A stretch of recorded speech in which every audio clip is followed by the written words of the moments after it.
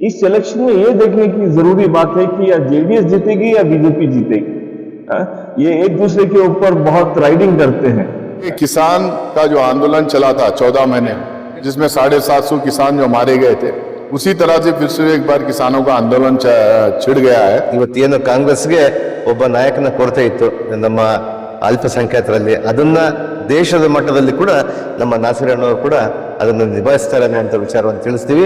सभा जीतने के लिए करीब 45 से 45 वोट्स की जरूरत पड़ती है, तो ये कहां से लाएंगे? या तो बीजेपी को तोड़ेंगे, बीजेपी में जमा हो गए है ना, तो शायद बीजेपी को तोड़कर वो अपना कैंडिडेट जिताना चाहते हैं।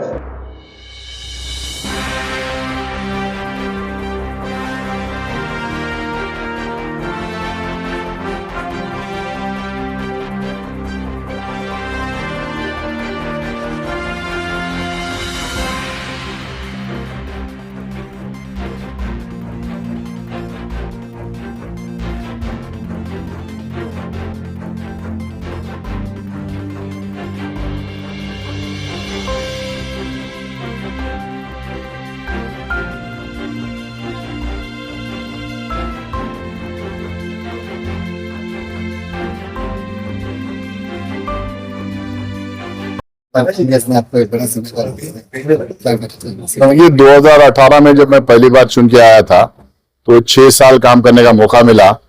पार्टी के जो इश्यूज थे, गरीब लोग के, आम लोग के जो इश्यूज थे, जो बेरोजगारी का मुद्दा था, गरीबी का मुद्दा था, जो जीएसटी का मुद्दा था, तो खाने पीने के सामान के ऊपर जो जीएसटी लगाए थे, पेट्रोल डीजल गैस के दाम जो लगातार बढ़ते जा रहे थे, मणिपुर का जो सिचुएशन था, जो चाइना बॉर्डर पे जो लगातार हमारे जमीन चाइनीज आर्मी के कब्जे में हो रही थी, पेगासिस का मुद्दा था, ये तमाम मुद्दों को लगातार पार्लियामेंट के अंदर उठाने का काम किया हम लोग। उसके साथ में जो भी हादसे हो रहे थे देश भर में, उसको भी लगातार हम पार्लियामेंट के अंदर उठा रहे थे। और खासकर कर्नाटका से रिलेटेड जो इश्यूज थे, बल्लारी से जो रिलेटेड जो इश्यूज थे, इन इश्यूज को भी पार्लियामेंट में उठाने का काम किए। और सरकार की तरफ से जब लगातार काले कानून आ रहे थे, जैसा किसान के खिलाफ जो काले कानून आए थे, लेबरों के खिलाफ जो लेबर कोड्स आए थे, इसको भी लेके हम लोगों ने वहां पे एहतजाज किए, प्रोटेस्ट किए, जिसको लेके हम लोगों को सस्पेंड भी किया गया था। लेकिन जो अपोजिशन की एक आवाज पार्लियामेंट के अंदर गूंजना है, उसको हम लोग गुंजाने का हम लोग वहां पे काम किए, पार्टी की तरफ से अपनी बात रखने का काम किया। मुझे लगता है कि जितना काम हुआ था, और खासकर कोविड में जिस तरह से हम लोगों ने पूरे देश भर में काम किया था, इन तमाम चीजों को लेके पार्टी फिर से दोबारा एक मौका दी है। 27 तारीख को इलेक्शन है, दुआ कीजिए कि इलेक्शन में हम जीत के फिर आए, तो आने वाले 6 साल फिर गरीब के, अक़लियतों के, पिछले वर्गों के, किसान के,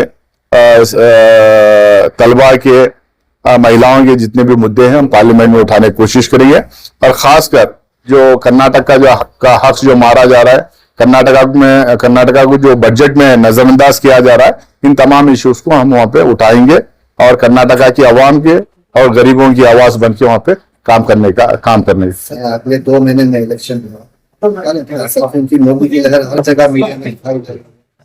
ये इसी तरह 2004 में वाजपेयी की गवर्नमेंट की लहर दिखाई दे रही थी, सब जगह पे बोला जा रहा था कि फील गुड फैक्टर रहेगा, इंडिया शाइनिंग रहेगा करके बोल के। लेकिन 2004 में यूपीए की सरकार बनी, हम लोग सब जीत के आके सरकार बनाए थे।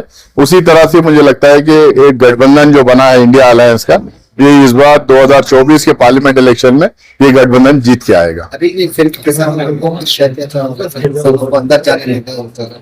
ये किसान का जो आंदोलन चला था 14 महीने, जिसमें 750 किसान जो मारे गए थे, उसी तरह से फिर से एक बार किसानों का आंदोलन छिड़ गया है। सरकार के खिलाफ सारे किसान उतरे हैं। मुझे लगता है इसका भी एक बड़ा असर चुनाव पे होगा। 2ನೇ ಬಾರಿಗೆ ರಾಜ್ಯಸಭೆಯ ಕರ್ನಾಟಕದಿಂದ ಸದಸ್ಯರಾಗಿ ಇವತ್ತು ನಾಮಿನೇಷನ್ ಮಾಡಿ ಬಂದಂತ ನಮ್ಮ ನಾಸಿರ್ ಹುಸೇನ್ ಸಾಹೇಬ್ರು, ಇವತ್ತು ಬಹುಶಃ ಕಾಂಗ್ರೆಸ್ ಪಕ್ಷದಲ್ಲಿ ಮಾತ್ರನೇ ಇಂಥ ಒಂದು ಸ್ಥಾನಗಳು ಸಿಗದಂತ ಮಾತ್ರ ಹೇಳಲಿಕ್ಕೆ ಇಷ್ಟಪಡ್ತೀನಿ। ಅದರ ಜೊತೆಗೆ ಇವತ್ತು ಪಕ್ಷದಲ್ಲಿ ಒಬ್ಬ ನಿಷ್ಠಾವಂತ ಕಾರ್ಯಕರ್ತನಾಗಿ ಇವತ್ತು ಎಐಸಿಸಿಯ ಮೂಲಕ ಇವತ್ತು ಅನೇಕ ರಾಜ್ಯಗಳಲ್ಲಿ ಅನೇಕ ಕಷ್ಟಗಳಿದ್ದಾಗ, ಇವತ್ತು ಕಾಂಗ್ರೆಸ್ ಪಕ್ಷ ಕಷ್ಟದಲ್ಲಿದ್ದಾಗ ಇವರ ಒಂದು ಚಾಣಕ್ಷತನದಿಂದ ಇವತ್ತು ಎಐಸಿಸಿ ಅಧ್ಯಕ್ಷರಾದಂತಹ ಮಲ್ಲಿಕಾರ್ಜುನ್ ಖರ್ಗೆ ಸಾಹೇಬರು ಮತ್ತು ರಾಹುಲ್ ಗಾಂಧೀಜಿ ಸಾಹೇಬರು ಮತ್ತು ಸೋನಿಯಾ ಗಾಂಧಿ ಮೇಡಮ್ ಅವರು ಅವರೆಲ್ಲ ಸೇರಿ ನಮ್ಮ ನಾಸೀರಣ್ಣವ್ರ ಮೇಲೆ ಬಹಳ ಒಂದು ದೊಡ್ಡ ನಂಬಿಕೆ ಇಟ್ಟು ಪಕ್ಷದ ಜವಾಬ್ದಾರಿಯನ್ನು ಕೊಡ್ತಾ ಇದ್ರು. ಅದರಲ್ಲಿ ಕೂಡ ಅಚ್ಚುಕಟ್ಟಾಗಿ ಇವತ್ತು ನಿರ್ವಹಿಸಿದ್ದಾರೆ. ಅದರ ಜೊತೆಗೆ ಇವತ್ತು 2ನೇ ಬಾರಿಗೆ ಇವತ್ತು ACC ಅಧ್ಯಕ್ಷರು, ಇವತ್ತು ನಮ್ಮ ಕಾಂಗ್ರೆಸ್ನ ಅಧ್ಯಕ್ಷರು ಕೂಡ ಇವತ್ತು ಅವ್ರಿಗೆ 2ನೇ ಬಾರಿ ಅವರಿಗೆ ಇವತ್ತು ನಾಮಿನೇಷನ್ ಮಾಡಿದರೆ ಬಹುಶಃ 100% ಇವ್ರ ಗೆಲುವು ಖಚಿತ ಇದೆ. ಯಾಕಂದ್ರೆ ನಾವೆಲ್ಲ ಕೂಡ ಎಲೆಕ್ಟೆಡ್ ಬಾಡಿಯಲ್ಲಿ ಕೂಡ ಸುಮಾರು 138 ಜನ ನಾವೆಲ್ಲ ಒಟ್ಟಾಗಿದ್ದೀವಿ. ನಾವೆಲ್ಲ ಕೂಡ ಸೇರಿ ನಾವು 3 ಅಭ್ಯರ್ಥಿಗಳನ್ನ ಗೆಲ್ಸ್ಕೊಂಡು ಬರ್ತೀವಿ.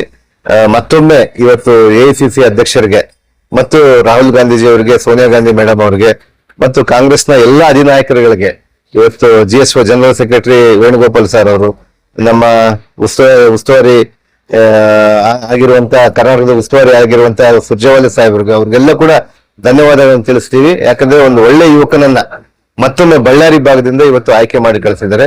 ಇವತ್ತು ಬಹುಶಃ ಕಾಂಗ್ರೆಸ್ನಲ್ಲಿ ಇನ್ನಷ್ಟು ದೊಡ್ಡ ಮಟ್ಟದಲ್ಲಿ ಇವತ್ತೇನು ಕಾಂಗ್ರೆಸ್ಗೆ ಒಬ್ಬ ನಾಯಕನ ಕೊರತೆ ಇತ್ತು ನಮ್ಮ ಅಲ್ಪಸಂಖ್ಯಾತರಲ್ಲಿ, ಅದನ್ನ ದೇಶದ ಮಟ್ಟದಲ್ಲಿ ಕೂಡ ನಮ್ಮ ನಾಸೀರಣ್ಣವರು ಕೂಡ ಅದನ್ನು ನಿಭಾಯಿಸ್ತಾರೆ ಅನ್ನುವಂತ ವಿಚಾರವನ್ನು ತಿಳಿಸ್ತೀವಿ.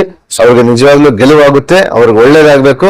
ಇನ್ನ ಮುಂದಿನ ದಿನಗಳಲ್ಲಿ ಇವತ್ತು CWC ಮೆಂಬರ್ ಒಂದೆಲ್ಲ ಇನ್ನ ಉನ್ನತ ಪದವಿಗೆ ಹೋಗ್ಬೇಕಂತೇಳಿ ನಾವು ದೇವರಲ್ಲಿ ಪ್ರಾರ್ಥನೆ ಮಾಡ್ತೀವಿ. आज हमें बहुत बेहद खुशी है कि आज डॉक्टर सैयद नासिर हुसैन, GC चंद्रशेखर और अजय माखन साहब को राज्यसभा इलेक्शन के लिए आज नॉमिनेशन हुआ है। आज विधानसभा में मुख्यमंत्री हमारे चीफ मिनिस्टर सिद्धरामैया साहब, deputy CM DK Shiv Kumar साहब और यहाँ के जनरल सेक्रेटरी रणदीप सिंह सुरजेवाला की उपस्थिति में आज विधानसभा में नॉमिनेशन हुआ है। आज ये नॉमिनेशन का एक ही अर्थ निकलता है और एक ही मतलब निकलता है कि जो काम करते हैं, जो बहुत हार्ड वर्क करते हैं, पार्टी के लिए जिद्दोजहद करते हैं, बहुत मेहनत करते हैं, और जो मोदी और बीजेपी के खिलाफ आवाज उठाने वाले लोगों को बहुत पार्टी आने वाले वक्त में मौका देगी और लड़ने का बहुत अच्छा अवसर है। मैं सारे तीनों कैंडिडेट्स को मैं बहुत बहुत दिल की गहराइयों से मुबारकबादी देता हूं। आने वाले 27 तारीख को इलेक्शन होगा, हमारी जीत होगी। गया है कि JDS की तरफ से भी नॉमिनेशन किया गया हुआ है। JDS अभी BJP के साथ अलायंस है, तो और कहां से लाएगी? देखिए, पिछली बार जब असेंबली इलेक्शन में इन लोगों ने मार खाई थी, सफाचट हो गए थे, आज फिर से उसका एक रिप्ले देखना चाहते हैं। है उनके पास 19 MLA। राज्यसभा जीतने के लिए करीब 45 से 45 वोट्स की जरूरत पड़ती है। तो ये कहां से लाएंगे? या तो बीजेपी को तोड़ेंगे, बीजेपी में जमा हो गए हैं ना, तो शायद बीजेपी को तोड़कर वो अपना कैंडिडेट को जिताना चाहते हैं। इस इलेक्शन में ये देखने की जरूरी बात है कि या JDS जीतेगी या बीजेपी जीतेगी।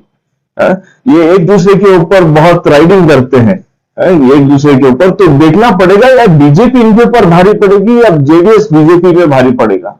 पिछले 2 बार हम लोगों को धक्का लगा है इनके साथ रहते हुए, JDS वालों के साथ। आज पता चलेगा बीजेपी को कि क्या होने वाला है इन लोगों के साथ, क्या ये सही अलायंस है या गलत।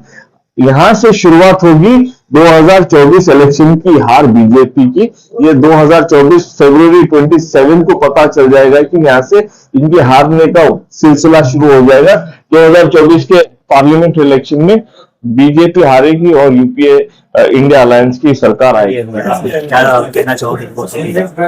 हम लोग सोनिया गांधी जी का, राहुल गांधी जी का, मल्लिकार्जुन खड़गे साहब का और सिद्धरामैया जी का और DK शिव कुमार साहब का, हमारी आवाम और पुलकेशी नगर की जो टीम है, हम लोग शुक्रिया अदा करते हैं क्योंकि दोबारा से नासिर हुसैन साहब को नॉमिनेट किया है राज्यसभा के लिए। इसीलिए हम लोग दिल से शुक्रिया अदा करते हैं और नासिर हुसैन साहब को दिल से मुबारकबाद देते हैं। नासिर हुसैन साहब जितना काम करके हैं, कोविड में लेके चाइना बॉर्डर का जो पार्लियामेंट में वो उठाए थे इश्यू, कोविड का जो उठाए थे इश्यू, हार्ड वर्क और किसान का जो मुद्दा चल रहा है वो भी उठा रहे हैं, आगे भी उठा के भी थे किसान का मुद्दा, वो सभी लेके वर्कों का वर्कआउट देके फिर से दोबारा नॉमिनेट करे हैं राज्यसभा के लिए। 100% या 200% वो जीत के आ रहे हैं और जीतेंगे इंशाअल्लाह, और आगे भी उनका मुकाम बढ़ता जाएगा। तहे दिल से धन्यवाद करते हैं श्री सोनिया गांधी जी का, राहुल गांधी जी का, मल्लिकार्जुन खड़गे साहब का और सिद्धरामैया जी का, DK शिव कुमार साहब का, जो हमारे नासिर हुसैन साहब को फिर से दोबारा नॉमिनेट किए हैं, इसके लिए हम धन्यवाद करते हैं हमारी पूरी टीम। सोनिया गांधी जी का, राहुल गांधी जी का और मल्लिकार्जुन खड़गे साहब का, डीके साहब का सबका शुक्रिया अदा करते हैं। तो नासिर हुसैन साहब को वापस मौका दिया, राज्यसभा में एमपी बनने के लिए नॉमिनेट किया गया है। दिल से शुक्रिया।